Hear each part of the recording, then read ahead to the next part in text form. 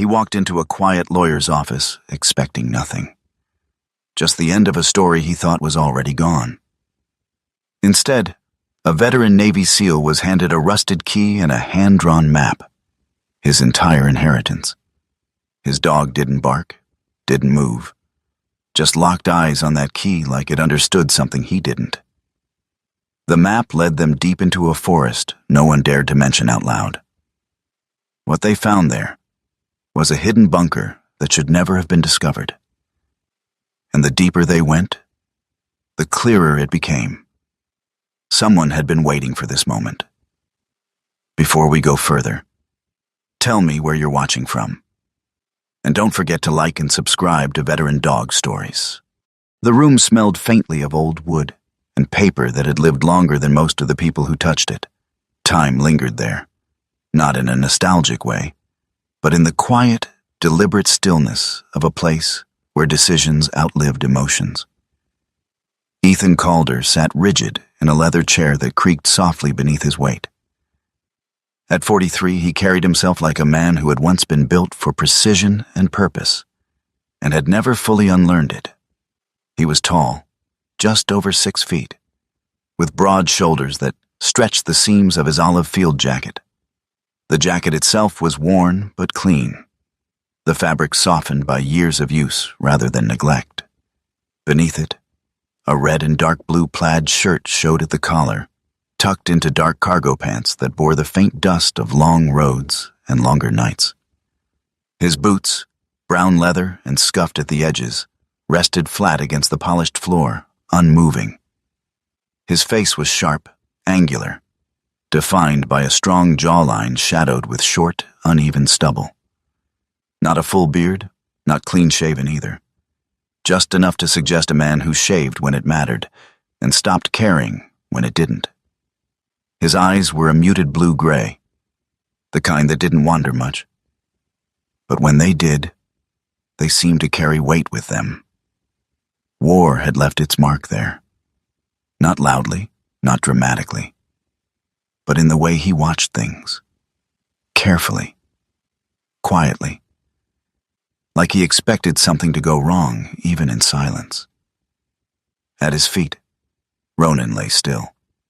The German shepherd was in his prime, 5, maybe 6 years old. His black and tan coat thick and healthy, muscles coiled beneath it like restrained energy. His ears twitched occasionally at distant sounds, footsteps in the hallway, a car passing outside. But his body remained grounded, calm, controlled. His amber eyes moved across the room in slow, deliberate sweeps, absorbing everything. Ronan wasn't restless. He was waiting. Across the desk sat Claire Whitmore. She was in her late 50s, her posture upright with the quiet discipline of someone who had spent a lifetime holding other people's secrets without letting them settle into her bones. Her hair, dark brown threaded with silver, was pulled neatly back, and a pair of reading glasses rested low on the bridge of her nose. She wore a charcoal gray suit, simple, clean, practical. No unnecessary detail, no wasted motion. "Mr. Calder," she said, her voice steady, measured.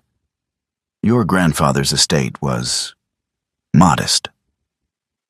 Ethan gave a slight nod. That word didn't surprise him. Neither did the tone. He hadn't seen the old man in nearly a decade, not since a quiet afternoon that ended with more silence than words. Back then, Ethan had been younger, angrier, maybe. He remembered the drive into town, the way his grandfather had kept both hands on the wheel, eyes forward, speaking only when necessary. Ethan had taken that silence as indifference. He had carried it with him ever since. Claire opened a thin folder and glanced down at the documents. After debts and final expenses, the remaining liquid assets total approximately $1,300. Ethan let out a quiet breath that almost passed for a laugh. About what I expected. He meant it, truly. He hadn't come for money. He wasn't sure why he had come at all. Claire studied him for a moment, as if weighing something unspoken. Then she nodded once and reached into the drawer beside her. "There is one additional item," she said. She placed a large, aged envelope on the desk. The paper was thick, slightly yellowed at the edges, sealed with a strip of old tape that had hardened over time. When it landed on the wood, something inside shifted with a dull, metallic clink. Ethan leaned forward slightly. Ronan's head lifted. Claire slid the envelope toward him. "Your grandfather left specific instructions. This was to be given directly to you." Ethan rested his hand on the envelope for a moment before opening it. The paper tore softly under his fingers. Inside was a key. It was heavier than he expected. Solid iron, darkened with age, edges worn smooth in places as if it had been handled often, long ago. It didn't belong in a modern world. It didn't belong in a lawyer's office. Beneath it, folded carefully, was a sheet of thick paper. Ethan set the key on the desk and opened the paper. It wasn't a legal document. It was a map, hand-drawn. The lines were rough but precise. Roads, tree lines, elevation marks sketched in with a steady hand. A narrow path wound north into a dense forested region, ending near a ridge. A single red circle marked the destination. At the bottom of the map, written in firm, deliberate handwriting, were the words, "If you've come this far, don't turn back." Ethan stared at it. Something about the handwriting pulled at him. Not memory exactly, but recognition. A feeling that settled just beneath the surface, uncomfortable and familiar at the same time. And then Ronan stood up. No bark, no growl, just a sudden, quiet movement. The dog stepped closer to the desk, his body alert now, posture shifting ever so slightly forward. His eyes fixed on the iron key. Ethan noticed immediately. "What is it?" he murmured under his breath. Ronan lowered his head slightly, sniffing the air once. Not at the envelope, not at the paper, but directly toward the key itself. His ears tilted forward, and for a brief second, his muscles tensed in a way Ethan hadn't seen since deployment. It wasn't fear. It was recognition. Ethan felt something tighten in his chest. For a single heartbeat, the room felt different. Not darker, not colder, just wrong. Ethan reached out and picked up the key again. The metal was cold, unnaturally so, like it had never warmed under human touch. As his fingers closed around it, Ronan took a step back, not out of fear, but as if something unseen had crossed a line. Claire cleared her throat gently, pulling the moment back into focus. "According to county records," she said, adjusting her glasses, "your grandfather owned approximately 5 acres of land north of Silver Creek, remote property, forested, no registered structures." Ethan glanced back down at the map. "Then what does this open?" Claire shook her head. "He never said." She paused, choosing her next words carefully. "But he did say one thing." Ethan looked up. "That you would understand when you found it." Silence settled over the room again, heavier this time. Ethan turned the key slowly in his hand, studying the worn edges, the weight of it. It didn't look like it belonged to a house, or a car, or anything ordinary. It looked like it belonged to something that had been built to last, something meant to stay closed. He slid the map back into the envelope, his movements slower now, more deliberate. "Well," he said, standing up, "I guess I'll go see what $1,300 and a rusted key get me in the middle of nowhere." Claire stood as well, walking around the desk. She handed him a set of official documents: transfer of ownership, signatures, legal confirmations. "Your grandfather believed this property mattered," she said quietly. Ethan gave a faint, almost absent smile. "He also believed I'd play professional baseball." Claire didn't smile back. Instead, her eyes shifted briefly to Ronan. "That dog of yours," she said. "He's attentive." Ethan clipped the leash onto Ronan's collar, though the dog didn't need it. "He's the reason I'm still here," Ethan replied, and for once, there was no humor in his voice. He turned toward the door.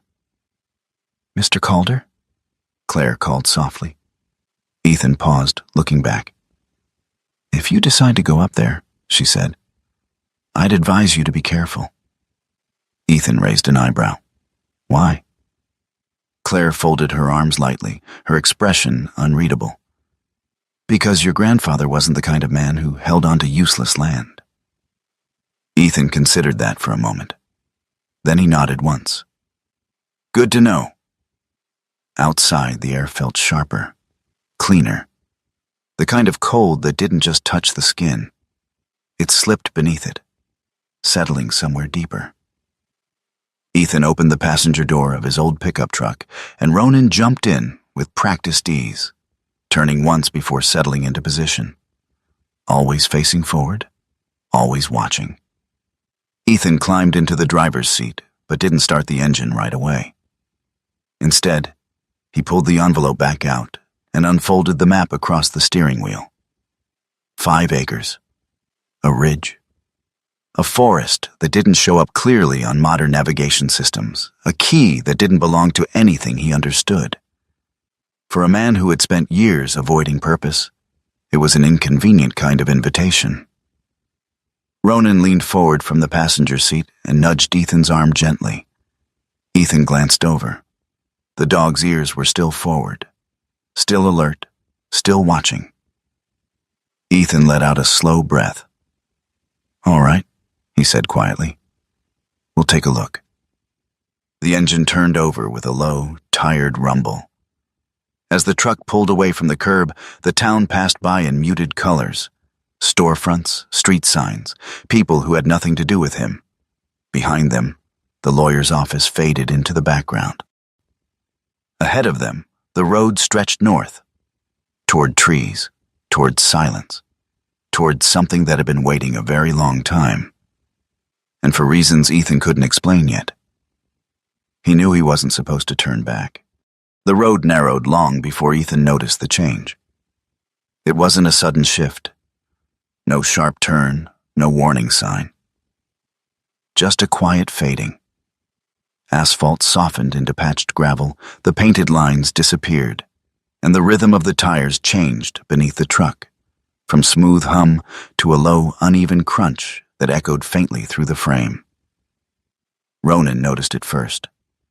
The German shepherd adjusted his posture in the passenger seat, lifting his head higher, ears tilting forward as the world outside the windshield shifted from open road to something quieter, older. His body didn't tense, but it sharpened, like a blade brought slowly to the light. Ethan drove with one hand, resting on the wheel, the other loosely near the gear shift. His movements were controlled, almost absent-minded.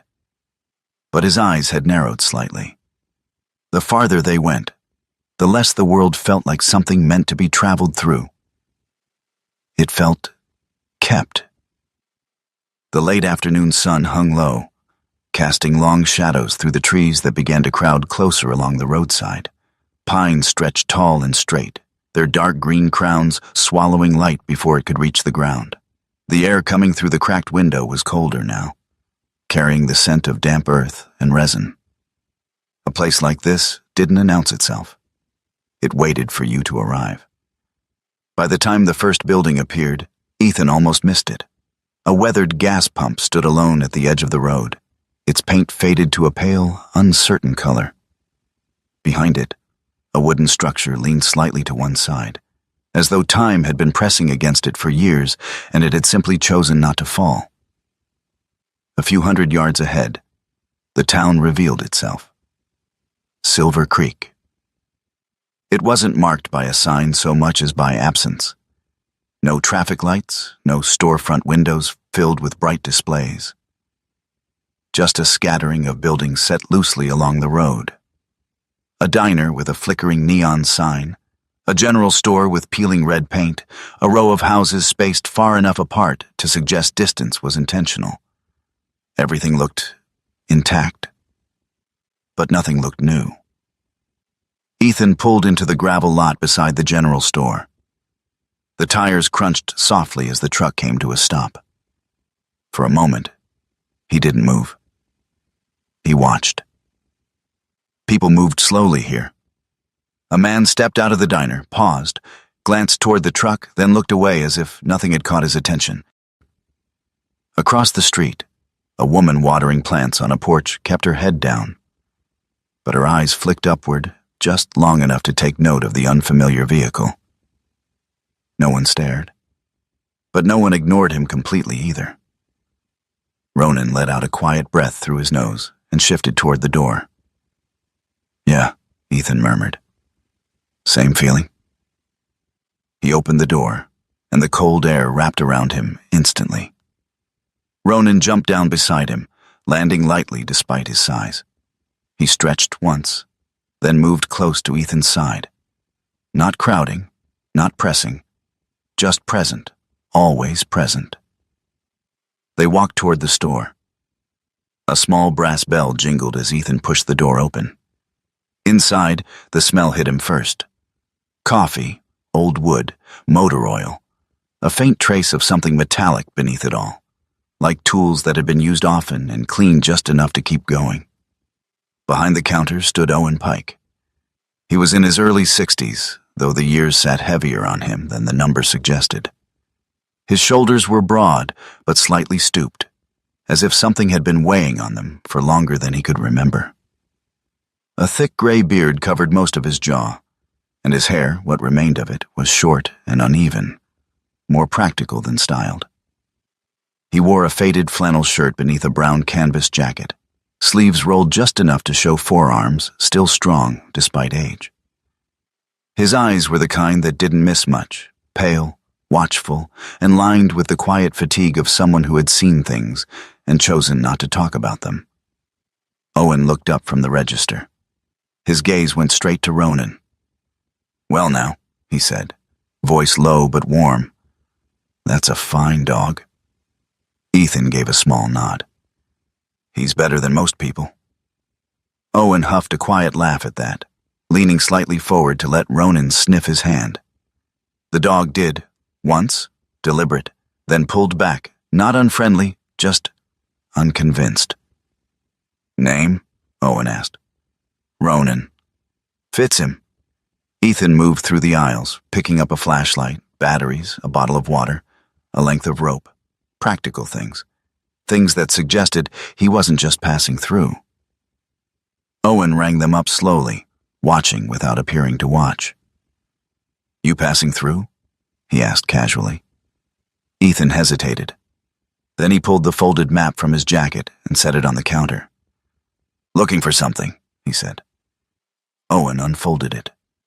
The change was immediate. Not dramatic. No sudden gasp, no visible shock. Just a subtle shift. The kind you only noticed if you were used to watching people carefully. His fingers paused on the paper. His eyes moved to the red circle. And then, for just a second, something behind them closed. "Well," Owen muttered softly, more to himself than anyone else. Ethan didn't speak. He waited. "You know this place?" he asked after a moment. Owen folded the map back up, slower this time, and handed it to him. "That land," he said, "belonged to your grandfather." Ethan's jaw tightened slightly. "You knew him?" Owen nodded once. "Everyone around here did." There was a pause. Ethan leaned one elbow against the counter. "What kind of man was he?" Owen looked past him, out the front window, toward the distant line of trees that marked the edge of town. "Quiet," he said. "Didn't care much for crowds. Didn't care much for selling either." Ethan frowned. "Selling what?" Owen didn't answer immediately. Instead, he rubbed the back of his neck, a small, absent gesture that suggested discomfort more than hesitation. "That whole ridge up there," he said finally. "Folks been trying to buy it for years." "Why?" Owen's mouth tightened. "Money," he said. "It's always money." But the way he said it made it clear that wasn't the whole truth. Ethan studied him. People didn't want to sell? He asked. Owen let out a breath through his nose. Some did, he said. Some didn't. And the ones who didn't? Owen's eyes flicked back to the map in Ethan's hand. They had problems, he said quietly. No elaboration, no detail. Just that. Ronan moved, not suddenly, not aggressively, but his head turned toward the front window, ears locking forward, body still as stone. Ethan followed his gaze. Across the street, parked just beyond the diner, sat a black SUV. New. Too new. Its engine wasn't running, but someone was inside. Ethan couldn't see clearly through the tinted glass, but he felt it.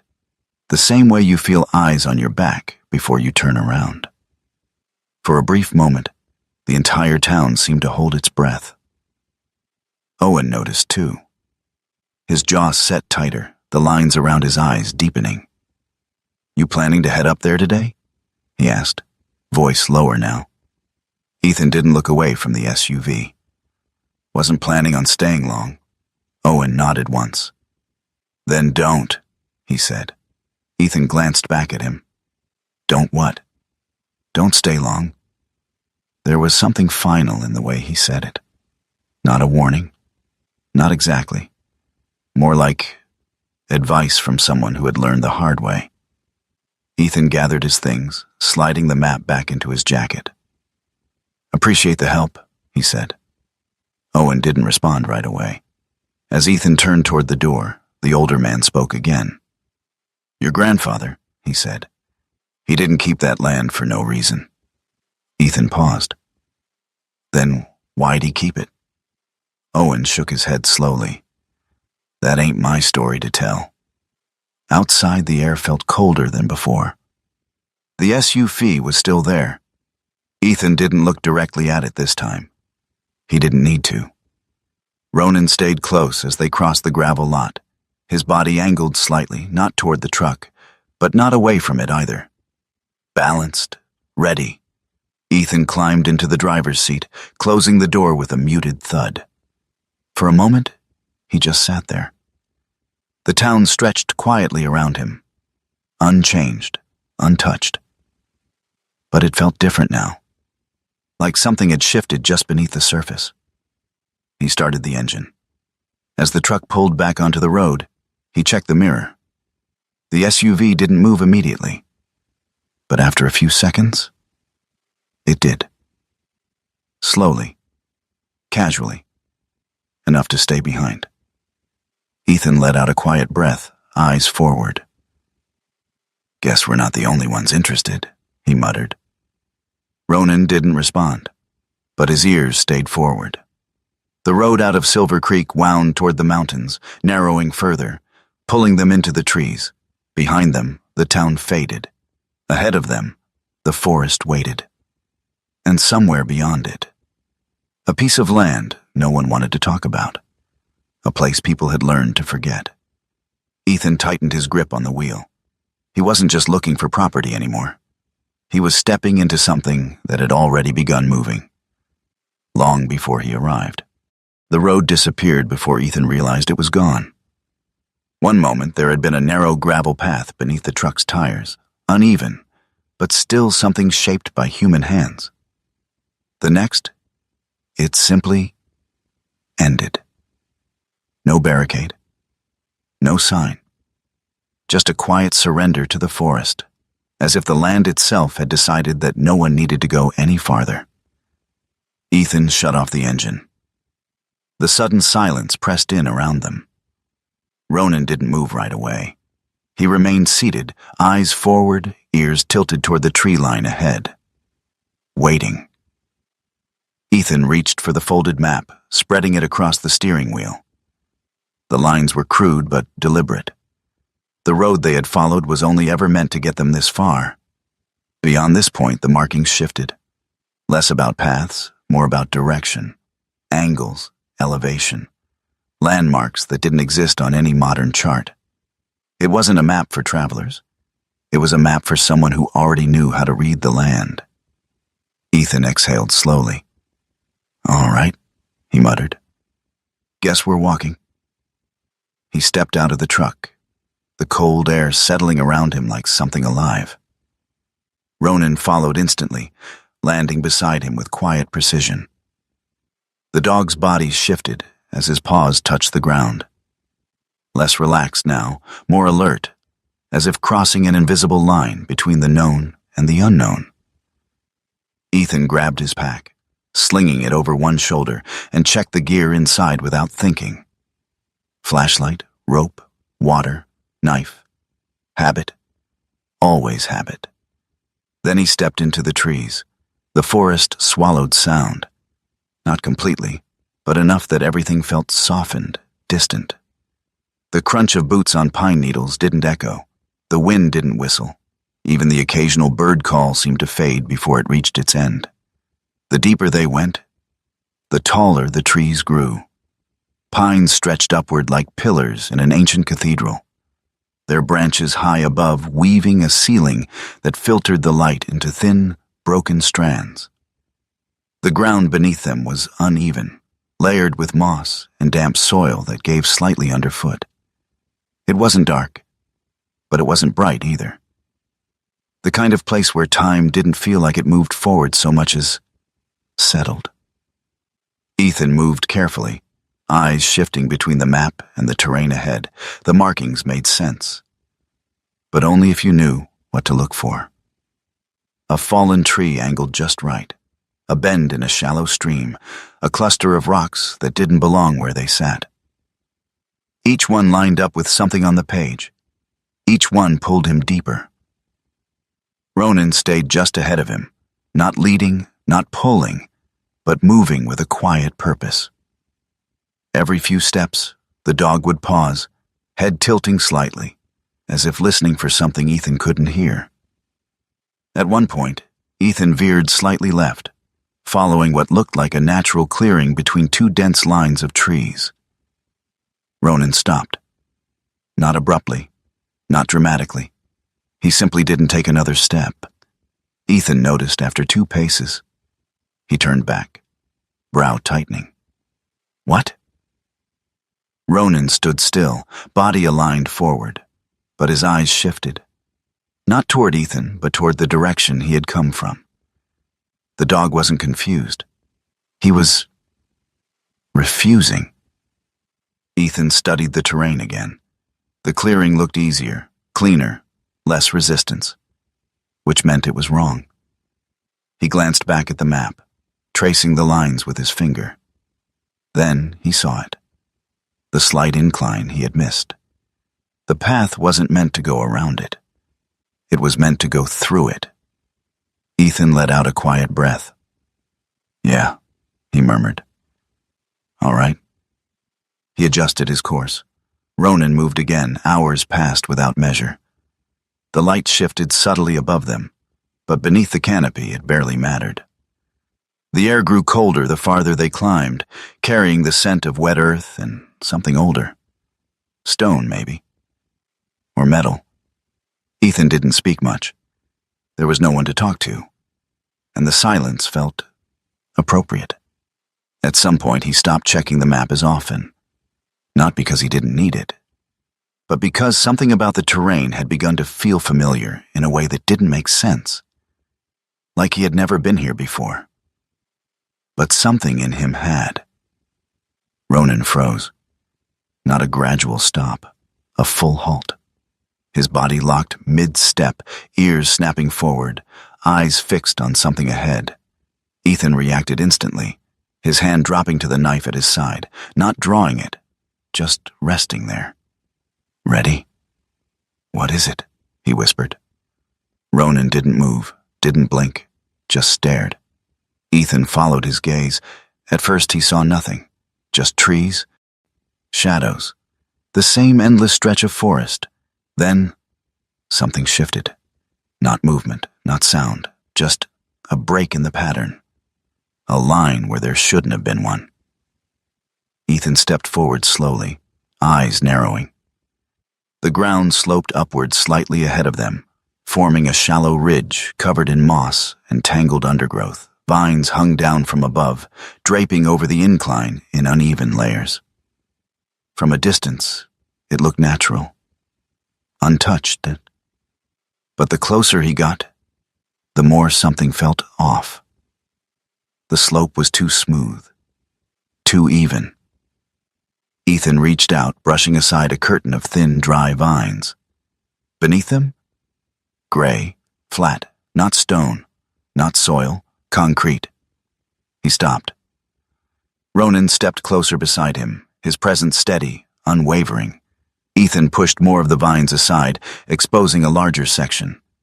The shape became clearer, a wall, not vertical in the way buildings were, but angled, embedded into the hillside itself. Thick, solid, its edges softened by time, but its structure undeniable. This wasn't something that had been placed here. It had been built into the land. Hidden. Ethan moved to the side, clearing more of the overgrowth. The full outline revealed itself slowly. 2 reinforced concrete sides, partially swallowed by the earth. A narrow path of old stone leading inward. And at the center, a steel door. Dark, heavy, almost completely concealed beneath years of creeping growth and shadow. From more than a few feet away, it vanished entirely into the forest. No wonder no one had found it. You had to be looking for it. And even then, you had to believe it was there. Ethan stood still, staring at it. His breathing slowed, though his pulse didn't. "This is it," he said quietly. Not a question, a realization. Ronan stepped forward, stopping just short of the entrance. His head tilted slightly, nostrils flaring once as he took in the scent. Then he looked back at Ethan. Not urging, not warning, just acknowledging. Ethan walked the length of the structure, his boots crunching softly over the thin layer of debris that had settled there over the years. The concrete was weathered but intact. No major cracks, no signs of collapse. Whoever built this, they knew what they were doing. He stopped in front of the door. Up close, it felt different. The air was colder here, still, the kind of stillness that didn't belong in a living forest. Ethan reached into his jacket pocket and pulled out the key. It felt heavier now. Or maybe he was just more aware of it. For a moment, he didn't move. The past had been something he avoided for years. And now, it stood in front of him, solid, silent, waiting. Ronan shifted beside him, sitting down just off to the side of the entrance. His posture relaxed slightly, but his eyes remained fixed on the door, always watching, always present. Ethan looked down at the key in his hand, then back at the door. He exhaled slowly. "All right," he said under his breath. He stepped forward. Ethan stood there longer than he expected. Not because he didn't understand what he was looking at, but because some part of him did, and didn't want to admit it yet. The forest pressed close behind him, dense and breathing, alive in a way that felt almost indifferent. But in front of him, embedded into the slope like a scar the land had chosen not to heal, was something entirely different.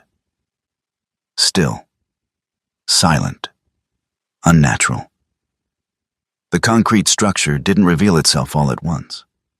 It resisted discovery even now, thick vines draped across its surface, their dry tendrils clinging stubbornly as if they had grown there with purpose. Moss crept along the edges, softening the hard lines, disguising angles that had once been sharp and deliberate. From a distance, it could have passed for nothing more than an uneven rise in the terrain. Up close, it felt like something that had been waiting. Ethan stepped forward slowly, his boots sinking slightly into the damp soil. He reached out and pulled a curtain of vines aside, exposing more of the surface beneath. Concrete, cold gray, weathered, but intact. 2 reinforced walls framed a narrow, recessed entryway, their thickness suggesting not just structure, but intent. Whoever built this hadn't been concerned with appearances. They had built for endurance, for secrecy, for time. Ronan stood just off to Ethan's right, his body aligned with the entrance but angled slightly outward, as if guarding both the man and the unseen space beyond. His ears moved constantly, catching distant shifts in the forest, but his eyes remained fixed on the darkened doorway. He wasn't afraid, but he wasn't relaxed either. Ethan moved closer. A short path of flat stones led inward, partially buried beneath years of fallen debris. He cleared a few of them with the side of his boot, revealing the original shape. A deliberate walkway guiding someone to the door. To the threshold. And there it was. The steel door. Set deep into shadow, its surface almost black beneath layers of age. Rust had formed along the edges but hadn't consumed it. The hinges, thick and reinforced, were still intact. Above it, barely visible beneath the overgrowth, a corroded metal railing stretched across the upper edge of the structure. Once a safety feature, now little more than a relic. This place hadn't been forgotten. It had been abandoned with purpose. Ethan stood directly in front of the door now, close enough to see the keyhole, close enough to feel the temperature change. The air here was colder than the rest of the forest. Not dramatically, but enough that it settled against his skin differently. He noticed it the way soldiers notice small shifts before something goes wrong. A pressure. A stillness that didn't belong. He reached into his jacket. The iron key rested in his palm, heavier than before, not physically, but in meaning. The edges pressed against his skin, grounding him in the moment. For years, Ethan had avoided anything that felt like a beginning. Because beginnings meant direction, and direction meant responsibility. He had learned to live without both. Ronan shifted slightly beside him. Ethan glanced down. The dog had stepped closer now, but not toward the door. Instead, he positioned himself just behind Ethan's right leg, his body lightly touching it. A rare gesture. Not protective in the aggressive sense. Anchoring. Ethan exhaled. "Yeah," he murmured softly. "I know." For a brief second, Ethan hesitated. Not because of the door, not because of what might be inside, but because of something else. A memory, sharp and sudden, cut through him. His grandfather's hands. Old, steady, resting on a steering wheel years ago, knuckles worn but unmoving. The silence that filled the truck that day. The words that were never said. Ethan had spent years believing that silence meant distance. Now, standing here, holding the key that man had left behind. It felt like something else entirely. Like a message that had simply taken longer to reach him. The moment passed. But it left something behind. Ethan stepped forward. The key slid into the lock with resistance, not from misalignment, but from time itself.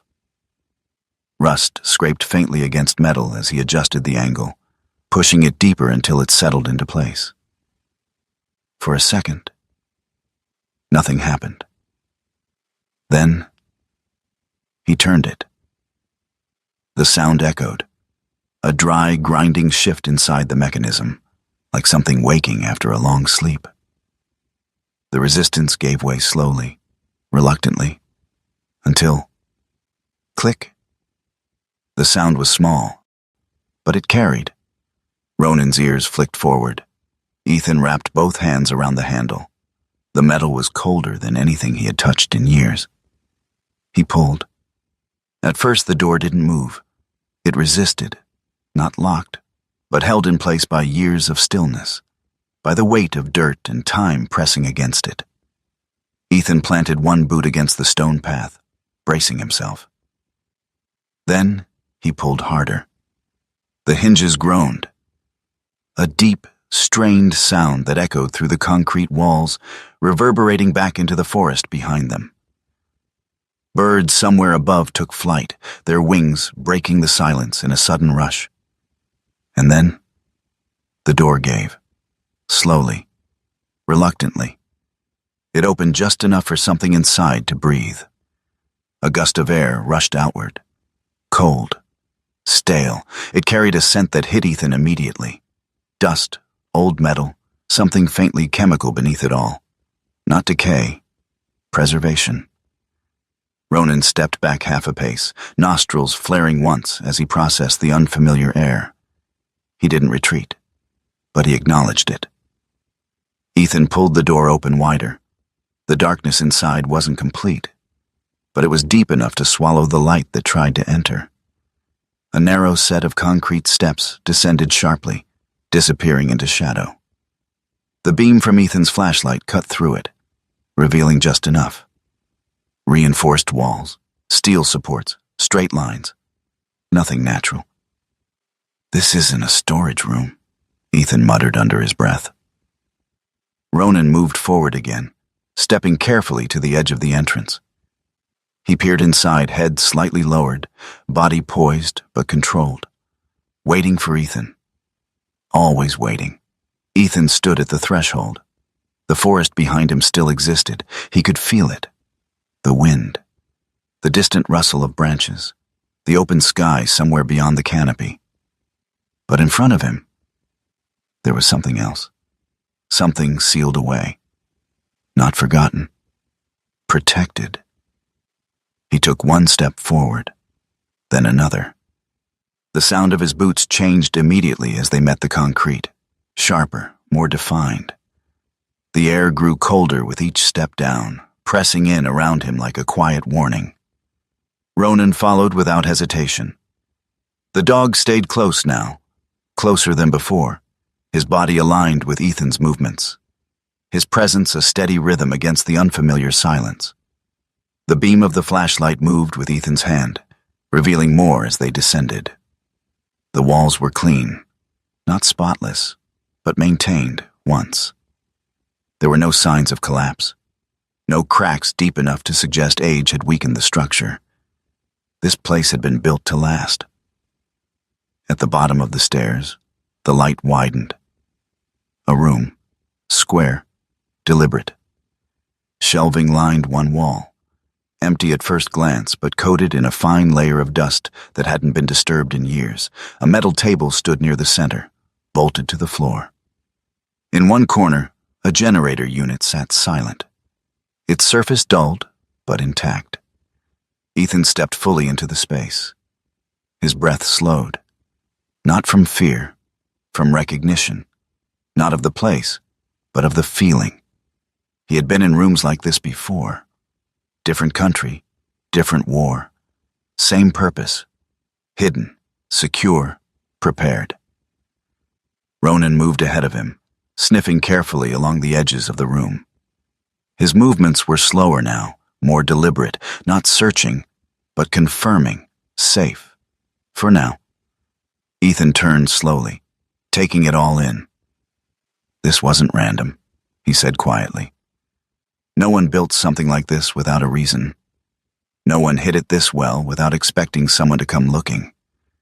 He looked back toward the stairs, toward the door, toward the forest beyond it.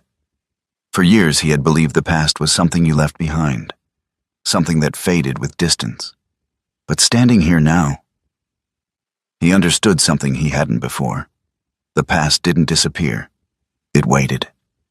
And sometimes, it built something solid enough that you couldn't ignore it anymore. Ethan tightened his grip on the flashlight, then took another step into the room. The bunker did not feel abandoned. That was the first thing Ethan understood. Not as an idea, not as a guess, as something physical, something that settled into his chest the longer he stood there, the longer he let his eyes adjust to the quiet geometry of the space. It wasn't the dust. There was dust, yes. A thin, undisturbed layer across the metal shelves and concrete floor, but not enough to suggest decay. Not enough to say this place had been forgotten. It felt paused, like someone had stepped away with the intention of returning. Ethan moved slowly, the beam of his flashlight sweeping across the room. Shelves lined the far wall, stacked with old ration boxes, their labels faded but still legible beneath the grime. Military surplus. Compact, efficient. The kind of supplies designed to last, not for days, but for months. A metal table stood near the center, bolted to the ground. Papers lay scattered across it, not in chaos, but in the quiet order of someone who had left them mid-thought. In the corner, a narrow cot rested against the wall. A wool blanket had been folded with care, its edges still sharp despite the years. Beside it, a small wooden crate served as a nightstand. On top of it sat a rusted lantern and a half-empty tin cup. Ethan stopped there. He didn't touch anything yet. He didn't need to. This wasn't a storage room. This was a life. Ronan moved through the space with deliberate caution, his nose low, his steps soft against the concrete. He wasn't searching for threats anymore. He was reading the room, confirming what had been here, who had been here. Ethan exhaled slowly. He lived here, he murmured. Not temporarily, not in passing. He lived here. The realization sat heavier than anything else so far. For years, Ethan had believed his grandfather had simply walked away. That the distance between them had been a choice made out of indifference, or worse. Now, standing in this place, that belief didn't hold. Ethan moved toward the table. The papers there were brittle with age, edges curling slightly, ink faded but still visible. Maps, notes, columns of numbers written in a steady, practiced hand. Not frantic, not disorganized, intentional. He reached for one, scanning it briefly. Coordinates, landmarkers, dates, all tied to the same region, this valley, this ridge. His eyes narrowed slightly. This wasn't just hiding, he said under his breath. This was tracking. Ronan stopped.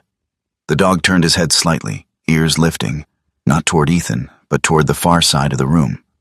Ethan noticed. What is it? Ronan didn't move immediately. Then, slowly, he walked toward the cot. Ethan followed. There was nothing unusual at first glance. Just the bed. The crate. The same quiet stillness that filled the rest of the bunker. But Ronan stopped beside the crate. He lowered his head, sniffing once. Then again. Slower this time. Ethan crouched beside him. What did you find? Ronan didn't paw at it, didn't scratch. He simply stood there, his body angled slightly toward the crate, his attention fixed, not on top of it, but beneath. Ethan reached down and slid the crate aside. It moved easier than expected. Too easy. Beneath it, a wooden box, smaller than the crate, but older. The surface worn smooth in places where hands had touched it often. The lid creaked slightly as Ethan lifted it open. Inside, a photograph. Ethan froze. He picked it up carefully, brushing away the thin layer of dust. A young boy sat on an older man's shoulders, both of them laughing, caught mid-motion in a moment that felt too alive to belong in a place like this. The boy was him, younger, maybe 6, hair longer, eyes brighter, no weight behind them yet. Ethan stared at it. For a long time, he didn't move. Ronan sat beside him, close enough that Ethan could feel the steady rhythm of his breathing. Grounding, always grounding. Ethan turned the photograph over. The handwriting was faded, but still clear enough. For when you're ready to understand. His throat tightened. He set the photo down gently and reached deeper into the box. There was an envelope beneath it, sealed, aged, waiting. Ethan hesitated for only a second this time before opening it. The paper inside crackled softly as he unfolded it. The handwriting matched the note, steady, deliberate, familiar in a way that no longer felt distant. Ethan sat down on the edge of the cot. Ronan settled at his feet, and he began to read. Halfway through the letter, Ethan stopped. Not because the words didn't make sense, but because they did. Too much. I had to make you believe I had let you go. Ethan's grip tightened on the paper. A memory surfaced, clearer now than it had ever been. That day, the silence in the truck, the way his grandfather hadn't looked at him when he stepped out. Ethan had thought it was rejection. Now, it felt like something else entirely. Something heavier. Something chosen. Ethan continued reading. The letter unfolded piece by piece, each line pulling back something he had spent years trying not to examine too closely. His grandfather had known what was happening in the valley, known who was behind it. Victor Hale. The name appeared more than once, not emphasized, not dramatized, but present, constant, like a shadow cast over everything else. Ethan's jaw tightened as he read. Hale hadn't just been buying land. He had been taking it, systematically, legally, through pressure, through control. Banks, legal claims, contracts designed to fail. Families pushed out one by one until the land became something else entirely. Something owned, something controlled, and at the center of it, this ridge. Ethan lowered the letter slowly. His grandfather hadn't been hiding from the world. He had been hiding from something inside it. Ronan stood. The movement was subtle, but purposeful. Ethan looked up. What is it now? The dog walked toward the center of the room. Not hurried, not tense, just certain. He stopped, and this time, he didn't look at anything above ground. He looked down. Ethan stood, crossing the room slowly. Ronan circled once, then sat beside a spot that looked no different from the rest of the floor. Concrete, flat, unremarkable. Ethan frowned slightly. You're sure about this? Ronan didn't move. Ethan crouched, brushing his hand across the surface. At first, nothing. Then, a difference. Subtle, a seam, barely visible beneath the dust. Perfectly square. Ethan's pulse picked up slightly. He reached for the knife at his side, sliding the blade carefully into the thin gap. He applied pressure. For a moment, it resisted. Then, it shifted. Just enough. Ethan set the knife aside and gripped the edge with both hands, lifting slowly. The panel came free with a low scrape of concrete against concrete. Beneath it, a compartment. Dark, deliberate, hidden. Ethan set the slab aside and leaned forward, angling the flashlight down into the opening. A metal lockbox sat inside. He lifted it out carefully, placing it on the table. Ronan moved closer, watching. Ethan opened it. Inside, cash. Stacks of it, bound tightly, preserved. But that wasn't what held his attention. Beneath the money, a ledger. Leather-bound, worn, heavy. Ethan picked it up slowly. The cover creaked faintly as he opened it. Inside, names, dates, transactions, page after page of careful documentation. Not random, not scattered, systematic. Every entry tied back to the same pattern. Land, transfers, losses. And one name, repeated, again and again. Victor Hale. Ethan closed the ledger halfway, his expression hardening. This is it, he said quietly. Proof. Not suspicion, not theory, proof. Ronan sat beside him, calm again now, watching, waiting. Ethan looked down at the book in his hands. For years he had avoided anything that felt like a fight. But this wasn't something you walked away from. Not anymore. Ethan didn't realize how long he'd been staring at the ledger until his eyes began to ache.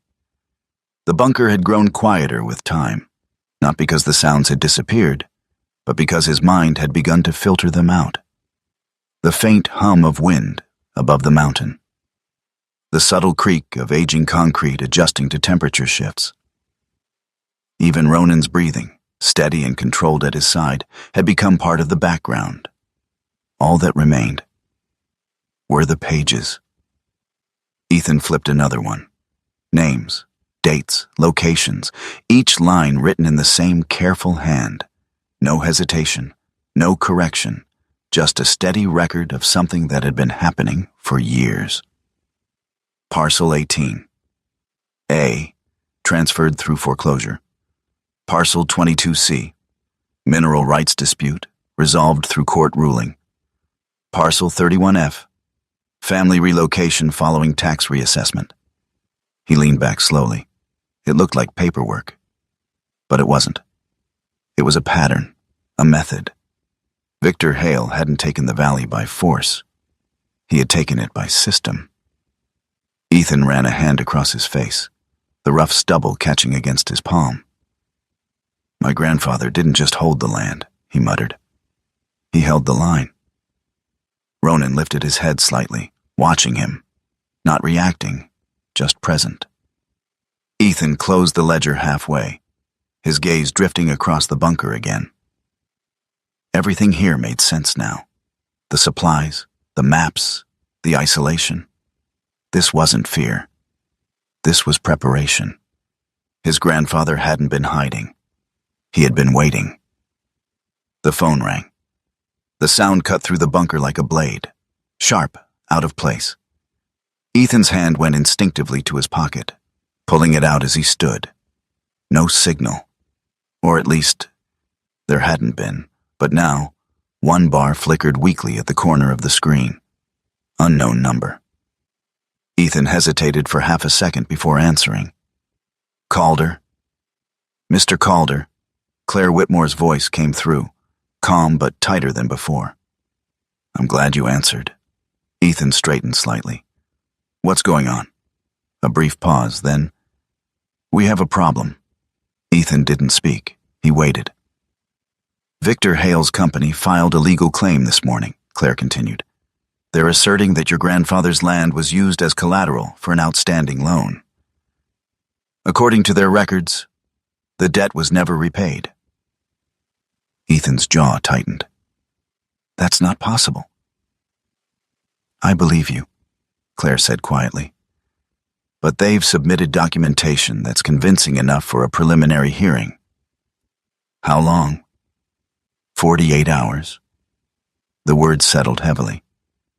If we don't challenge it before then, she continued, the court could grant temporary transfer of ownership. Ethan stared at the concrete wall in front of him. 48 hours. After years of silence. After everything his grandfather had done to keep this place hidden. It came down to 2 days. They're moving fast, he said. Yes, Claire replied, too fast. Which means they expect no resistance. Ethan's eyes flicked down to the ledger on the table. They're wrong. There was a pause on the line, then softer. What did you find up there? Ethan didn't answer directly. Enough, he said. I'll come to you. Be careful, Claire said. If they're pushing legally, there's a chance they're pushing elsewhere too. The call ended. The signal dropped immediately after. Ethan lowered the phone slowly. For a moment he didn't move. Ronan stood. Not because of the call, because of something else. The dog's body shifted, ears rising, head turning toward the bunker's stairs. Ethan followed his gaze. The silence above felt different now. Not empty, occupied. A faint sound, not loud, not clear, but unmistakable. A step. Ethan's body reacted before his mind did. The flashlight snapped off. Darkness swallowed the bunker. Ronan moved closer without a sound, his body low, controlled. Another sound. Gravel shifting. Not far, not random. Deliberate. Someone was above them. Ethan waited, breathing slow, measured, his heartbeat steady, not calm, but controlled. Years of training didn't disappear. They just waited for moments like this. The sounds above shifted again. A pause. Then silence. Too complete. Ethan counted in his head. 10 seconds, 20, 30. Nothing. Finally, he reached for the flashlight again, clicking it on but keeping the beam low. Ronan didn't move. His eyes stayed locked on the stairwell. "They're close," Ethan whispered. Not guessing, knowing. He moved quickly now, gathering the ledger, the documents, the envelope. The steel lockbox stayed where it was, too heavy, too obvious. The essentials went into his pack. The truth. That's what mattered. He paused at the base of the stairs, listening again. Nothing. But that didn't mean safety. It meant waiting. Ethan moved up slowly, each step placed with care. Ronan followed, close enough that Ethan could feel the heat of him, even in the cold air. At the top, Ethan stopped. He didn't open the door fully, just enough to let a thin line of light cut through. The forest outside looked the same. Still. Quiet. But something had changed. The ground near the entrance. Disturbed. Fresh. Boot prints. At least 2, maybe 3. Ethan crouched, examining them quickly. Deep impressions. Heavy weight. Not hikers. Not locals. Men who expected to carry something. Or take something. Ronan stepped forward, sniffing once, then lifting his head again. Alert, focused, not panicked. Ethan stood slowly. "They don't know exactly where it is," he said under his breath. "But they're close. Very close." He scanned the tree line. Nothing moved. But that didn't mean no one was watching. Ethan stepped back inside the bunker, closing the door carefully, lowering it into place without a sound. The darkness returned. But it felt different now. Smaller, more urgent. He leaned against the wall, exhaling slowly. For years, he had avoided this. Conflict, responsibility. The kind of situation that didn't offer easy exits. Now, it stood in front of him again. Clear, unavoidable. Ethan looked down at the pack in his hand. Inside it, the ledger, the proof, the thing his grandfather had protected at the cost of everything else. And beneath that, the money. Enough to disappear, enough to leave, to walk away from this mountain, from this town, from everything that had just found him again. He closed his eyes for a moment and saw it. A road heading south, a small town where no one knew his name. Work that didn't ask questions, silence that stayed silent. Peace. Ronan shifted beside him. Ethan opened his eyes. The dog stood there, not blocking the path, not pulling him in any direction. Just there. Present, steady, unjudging. Ethan let out a quiet breath. "You're not going to make this easy, are you?" he muttered. Ronan's tail moved once. Slow, calm. Ethan looked back at the bunker, at the space his grandfather had lived in, at the place where a man had chosen to stand alone rather than let something wrong continue. Then he looked at the stairs, at the world waiting above. 48 hours. That's all he had. Ethan tightened the straps on his pack. The weight settled across his shoulders. Not unfamiliar, not unwanted, just returned. "All right," he said quietly. Not to Ronan, not to the bunker, to himself. He turned toward the stairs. This time, there was no hesitation. The courthouse in Silver Creek had never been built to hold tension like this. It was too small, too old. The wooden beams overhead creaked softly with every shift of weight in the room, as if even the structure itself wasn't used to being part of something this heavy. Ethan sat at the defense table, his posture straight but not rigid. The olive field jacket rested naturally over his shoulders, the familiar weight grounding him in a place that felt anything but stable. His hands were folded loosely in front of him, but his eyes, those quiet, steel-blue eyes, never stopped moving. Ronan lay beside his boots, still, silent, watching. Across the room sat Victor Hale. He looked exactly like the kind of man who had never lost control of anything in his life. Tall, composed, and precise in every movement, Victor wore a dark charcoal coat that fit him too perfectly to be accidental. His hair was neatly combed, streaked faintly with early silver at the temples. His face was sharp, symmetrical, controlled. No wasted expression, no visible emotion. But it was his eyes that stood out, cold, calculating. The kind of eyes that didn't react. They measured. Behind him sat his legal team, 3 men in tailored suits, each one carrying the quiet confidence of people who had never needed to raise their voices to win. Their movements were efficient, rehearsed, as if this outcome had already been decided before anyone entered the room. At the bench, Judge Harold Benson adjusted his glasses. He was in his late 60s, with thinning white hair and a face shaped by decades of small-town decisions. His expression was neutral, but his eyes carried something deeper, a kind of quiet awareness that suggested he understood more than he would ever say out loud. "Proceed," the judge said. Victor's lead attorney stood. His name was Daniel Crow, mid-40s, clean-shaven, hair cut short and neat.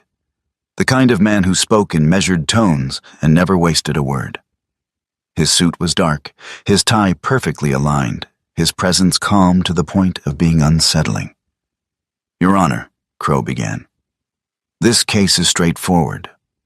The property in question was used as collateral for a loan that remains unpaid. Our documentation, filed with the court, supports this claim."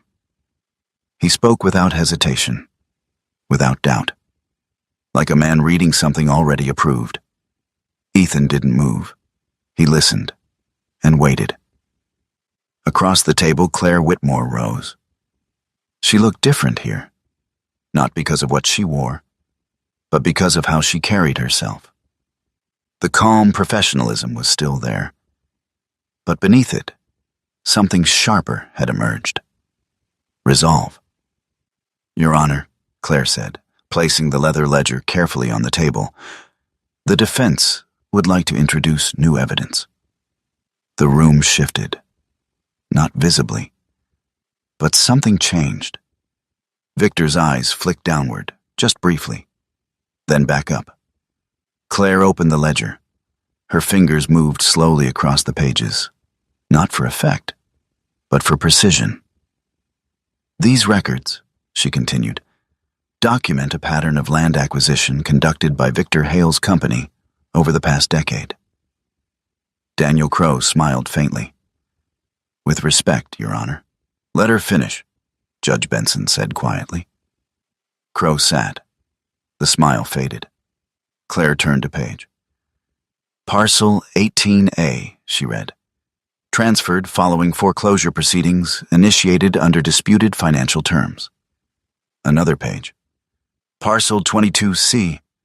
Mineral rights claim filed. Ownership transferred within 90 days of legal challenge."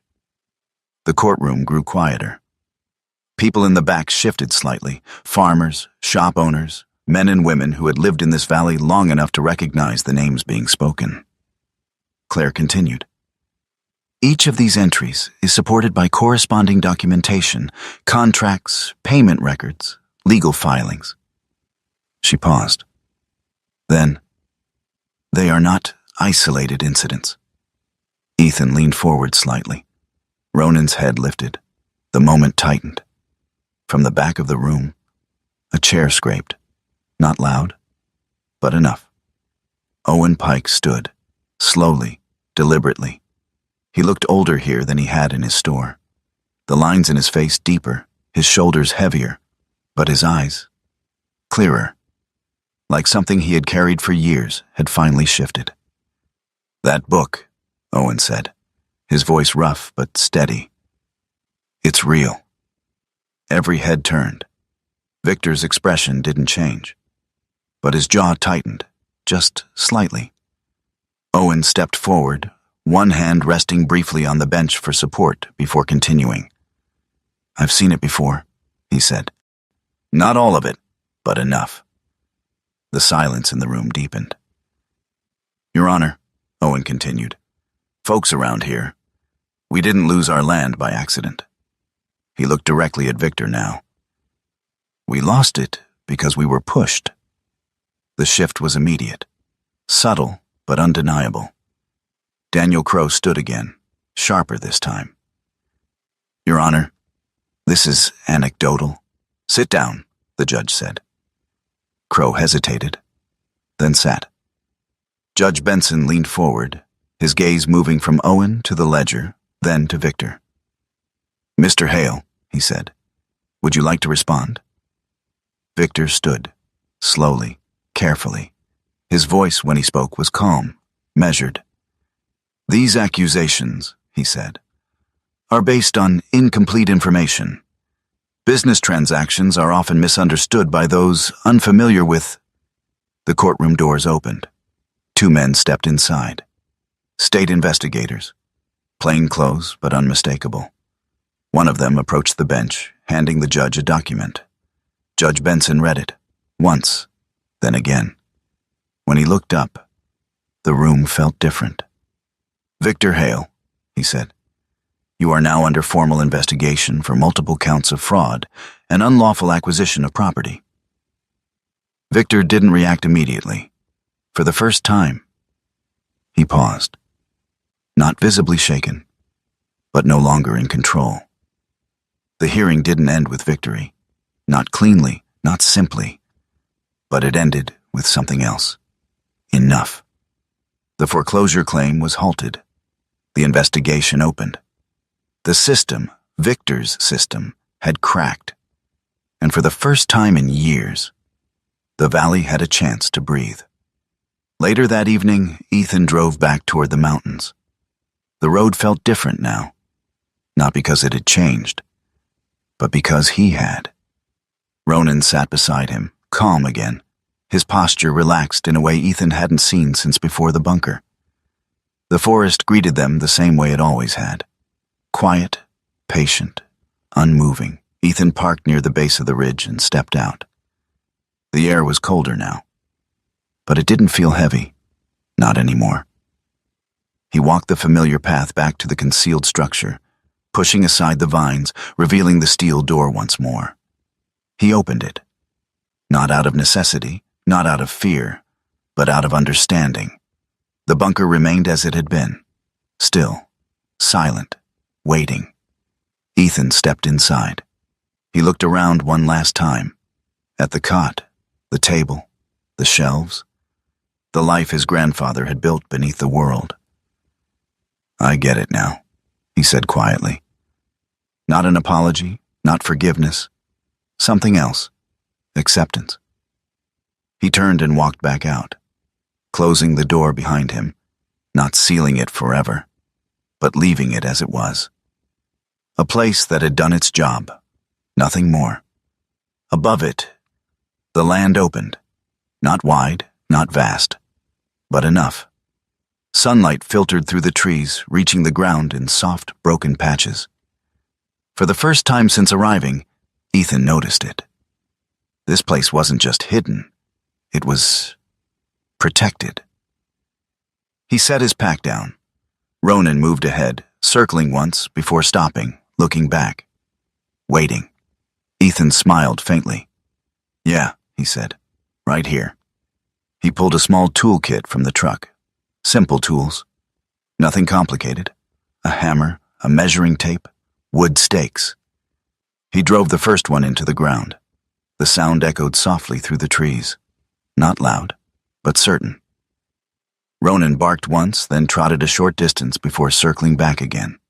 His energy lighter now, freer.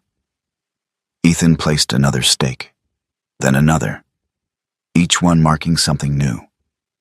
Not a bunker, not a hiding place, A home. He stepped back, looking at the rough outline forming in the earth. Small, simple, enough. Ronan returned to his side, standing close but not touching. Ethan rested a hand briefly against the dog's neck. "You know," he said quietly, "I spent a long time thinking I didn't belong anywhere." Ronan didn't respond. He didn't need to. Ethan looked out across the ridge, the distant valley visible through breaks in the trees. "I think I was wrong." The wind moved gently through the branches. The light shifted, and for the first time in years, nothing in Ethan's chest felt like it was waiting to break. Sometimes, the greatest miracles don't arrive with noise or light. They come quietly, through the people we almost lost, the paths we never meant to walk, and the moments we thought were the end. Ethan believed he had been abandoned. He believed the silence meant he was forgotten. But in truth, every step he took led him back to something that had been protected for him all along. Not just land, not just truth, but a second chance to understand, to heal, and to stand for what is right. Maybe that is how God works in our lives. Not by removing every hardship, but by placing something or someone beside us to guide us through it. Sometimes it's a loyal companion who never leaves. Sometimes it's a truth hidden until we are strong enough to face it. And sometimes it's the quiet realization that we were never alone, even when it felt that way.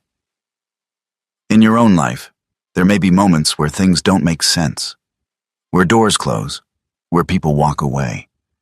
But that doesn't always mean something is ending. Sometimes it means something is being protected, waiting for the right time to reveal itself. If this story meant something to you, take a moment to share it with someone who might need a reminder that they are not alone. Leave a comment and tell me what part of this journey stayed with you the most. And if you believe stories like this still matter, don't forget to subscribe to the channel so you don't miss the next one. May God watch over you, guide your steps, and bring light into the places where you need it most.